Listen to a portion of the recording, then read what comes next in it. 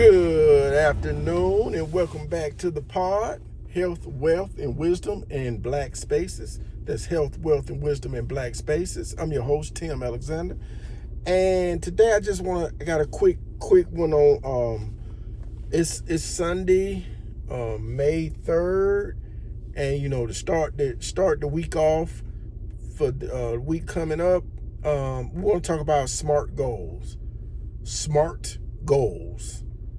And that's an acronym. It's smart to have SMART goals, but SMART is an acronym, and we want to break that acronym down. SMART goals. That means they're specific, measurable, achievable, relevant, time bound. Once again, they're specific, measurable, achievable, relevant, and time bound. So let's go over each one of them. Specific. Goals should be clearly defined and specific, not vague, to ensure everyone knows exactly what is being pursued. So when you create, I always talk about creating your goals. I think you should have physical goals, spiritual goals, mental goals, financial goals, family goals, and they need to be specific, measurable, achievable, relevant, and time bound. So let's go with one of my spiritual goals. I want to read a specific goal. I want to by December 31st. I want to have read the whole entire Bible. And so how do I measure that? I need to get a book that's I'm reading the Bible recap right now, where it takes the Bible little by little and it recaps you. It takes me about 30 minutes every day to read it. So it's a fascinating. It's called Bible Recap. You can Google it. It's great. It's a scholarly breakdown of what you just read. You read it and then it gives you what was happening during that time period. What kind of give you the nuggets out of it is great. Called Bible Recap. But anyway, it's specific, it's measurable, it's achievable. Specific goals should be clearly defined. Measurable objectives must include criteria to measure progress, allowing you to know when the goal is met. Like I said, reading that Bible, you live by little. Or if right now, I just thought about it while I was in church. I was like, let me do a push-up goal. So starting today, March the 3rd, if I do 50 push-ups for 28 days, rest of this month, 50 push-ups, I can do them 10, 10, 10, 10, or just knock out 50 at one time. That's 50 push-ups in 28 days. That give me 1,400. So my goal is 1,400 push-ups by May 31st. Specific, measurable, achievable, relevant, time bound. Let's go over achievable. Goals should be realistic and attainable, given available resources and skill. Goals should be realistic and attainable, given available resources and skills. It's achievable. I can do 50 push-ups a day. Relevant. The goal should matter to your business or personal growth and align with your other objectives. So my objective this year is to be more healthy. Doing push-ups every day is going to slowly build my muscles back up to where I want to be, where I used to be while I was in the Air Force, when I had to do a PT test. So it's relevant to me.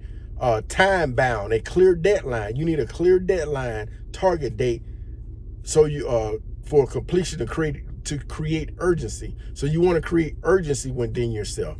So have specific, measurable, achievable, relevant, time bound goals.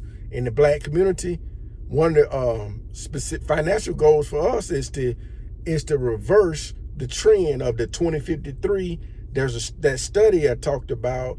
By 2053, if the trends hold, our net worth as a people will be zero. And you can Google 2053 Black African American net worth study, and it'll bring it up. But our goal, do our part individually to reverse that trend. Save your money, control your spending, your consumerism. Can't cut it out completely, but you can control it. Have some discipline. So, and I got some work goals. Of course, I talked about my spiritual goal. I got family goals, spending quality time with the family, things of that nature. So have smart goals, my black people, because yeah, too many of us are. I think in my state of Alabama, let's see, the black population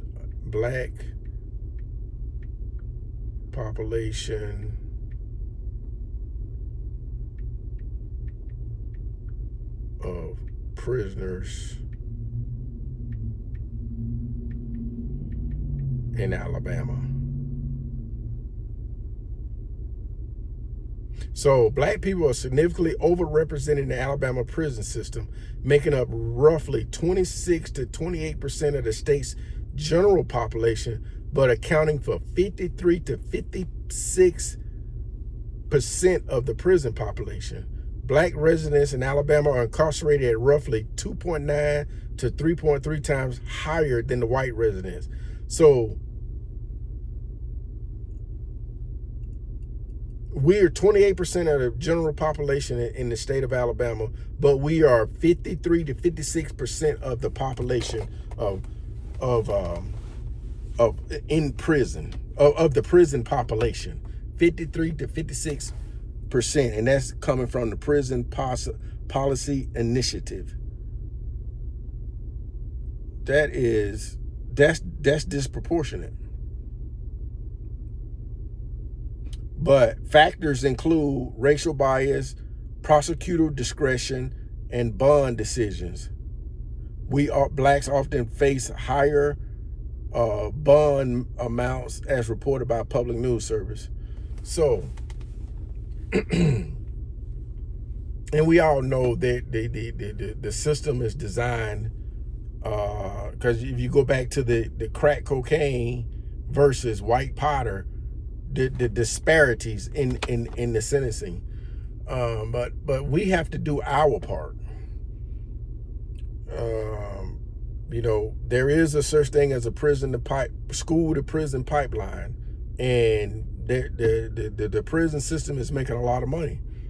So if we follow the money and understand what the money is doing, there's no incentive for people in power to change that. We have to change that. Nobody, as they say, as we learning as a people, nobody's coming to save us. We got to save ourselves.